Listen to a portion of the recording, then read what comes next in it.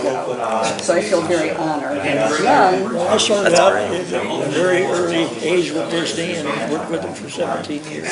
Well, now, when you started, what were you doing in the beginning? Machine shop. I actually was building, machining parts for cameras.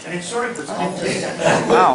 Also made some of the devices that hold the cells that they take the pictures of for animation.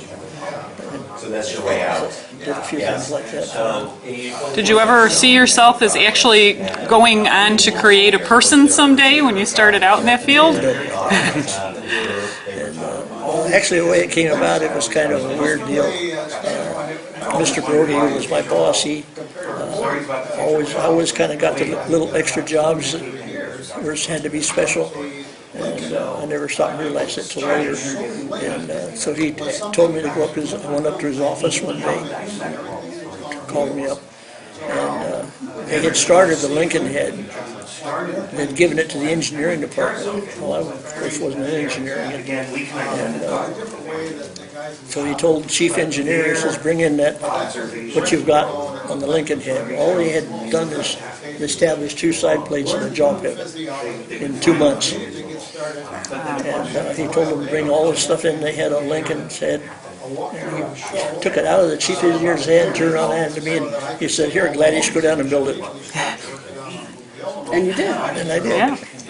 Very impressively, considering the time. Now we take audio animatronics for granted, but back then that was really something. Well, everything we had to do had never been done before. Developing a skin for it had never been done before. We tried, like I said, I tried latex. Latex deteriorates in the smog in California in 2 months. So that was a waste of time. And, so I just went to a chemist friend of mine and told him what my problem was, and he came up with the hot melt vinyl. And the company has used hot melt vinyls for all the animals and things ever since. I had to come up with ways of molding it.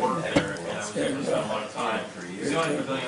they just come back to me for, how do you mold this, how do you mold that? I don't know, but I found out. You're a trailblazer. I guess so.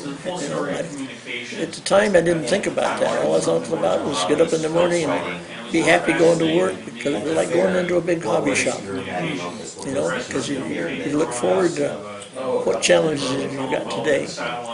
Believe me, there was a lot of them. Now, Lincoln's your most well-known project that you worked on, but is there another project that's a favorite of yours too, that you worked on with Disney? Well, I worked on so many different projects. Like the Tiki Birds are mine. They sent me to Florida to build the submarines and the steam engines for Disney World. I had a lot of projects to build for Disney World. I was running the projects at Tampa Ship and Dry Dock, and everything that we built down there was all my responsibility. They just, Bob Gurr and I came, Bob Gurr and I down here just before we started the project. And Boss said, one of you guys is going to have to stay here and build the submarines. And Bob Gurr was right in the middle of designing the monorail train. You couldn't ask him to stay. So I guess I got volunteered. So I was here a little over a year, building watercraft and stuff, putting the steam engines in the launches, which they ended up taking out because they couldn't hire steam engineers who were required to run them.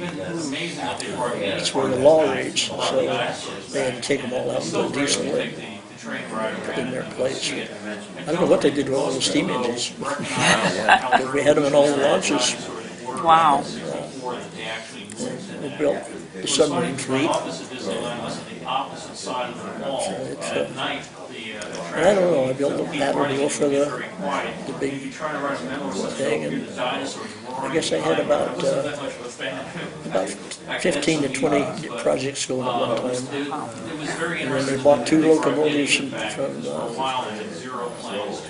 Mexico, and we just took them completely apart, and re-wheeled them, put new steel bands on them, and then took the base We had to buy new boilers. There's only one place in the United States that still makes, back in those days, still made steam boilers. So we had to get new steam boilers and then build them up, and then made a new cab for it out of fiberglass. I ran the fiberglass shops too. Multi-talented gentleman.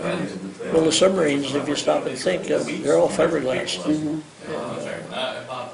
Some of the challenges, like the texture on the submarine, they look like rust and that pitting and all the rivets and all of that. That all had to be worked out. The texture, I put in actually. I went in and put it in the molds myself. Irwin Yacht built the basic hull with the texture on the outside. Didn't include the conning towers or any of that, but just the basic hull. And to get the texture on it, I went in and took a splatter gun, took fiberglass, and it just splattered so that when the part was taken out, it would have all the pits in it. I say, I really don't know how and why, but I just did whatever I needed to do, and I had to do it. They said something that I found very interesting and heartwarming when you all spoke earlier, and that was the fact that, I hope I get what you said correct, that Walt wasn't as much interested in making more money as he was in building better shows. That's exactly what Walt told me a couple of times. And can you elaborate on that a little bit? Well, all I know is he'd sit down beside me and we'd chat about projects, and he'd talk about the next project he wanted to do. And so I talked to him one time. I said, well, we spend a lot of money. And he says, well, we'll keep spending money until Roy says, whoa. And he said, all I want to do is make enough money to make more and better shows. He tried to keep the prices down.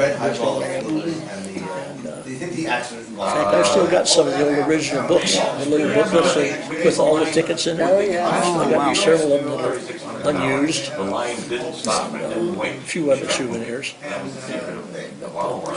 Were you able to share any of that with your family, bring them into Disneyland and say, I've done this? Well, I used to have Walt gave me a lifetime Disney pass.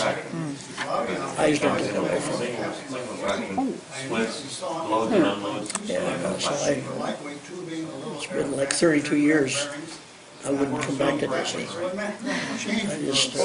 I just never wanted to come back. He took my pass away from me. So this friend of mine, he was sitting out there watching me. Katie, she's one of those ambitious type persons. She said, I'll get your pass back. She started calling, and she finally got a hold of the right people. They ended up just giving me 2 one-day passes to start with. And I didn't use them up until about 3 months ago. Katie and her husband brought me up to Disney and took me to, what's that place? One Man Stream at Where Lincoln's figure is. Yes. I didn't know it was there. And I walked down the hall and there was Lincoln's figure. On the mural on the wall, right beside it, the young man programming the moviola is me. Is it really? That's awesome. Here at the Disney Studios at One Man Street? It's in the studios, Oh, yeah. have to look Right for down that. from the Lincoln figure. Yes. Yeah, the Lincoln figure, I designed the head and hands. It was built a nose, and Bob Gurr designed the mechanism that goes in it. However, I worked out of the machine shops. I built a lot of the parts, and I'm the one that put it together. And then I figured out a way to vacuum form the shells that go on the outside of it, for arms, legs. Had to build a vacuum machine. Done a little project. How do you heat plastic and vacuum form it? And, the boss I had running for the senior, he was quite a guy. I said, someday we're going to vacuum form skyride buckets. So we're making new ones. And he just said, why not now? So I had to build a big vacuum table with the heating elements and a big vacuum tank and pump and to develop it, and we skyrocketed vacuum forming ABS panels. They worked pretty good, but You're still claiming you know nothing about it. they ended up eventually making them out of fiberglass that was more durable. Anyway, it was an attempt. They used, developing the skin was the biggest problem. Yeah. Because you had no way to heat it, so I had an old gas burner in a pot, stirred it, mixed it, and poured it in, and poured it out like slush molding. And then we had to I had to figure out a way to make the skin.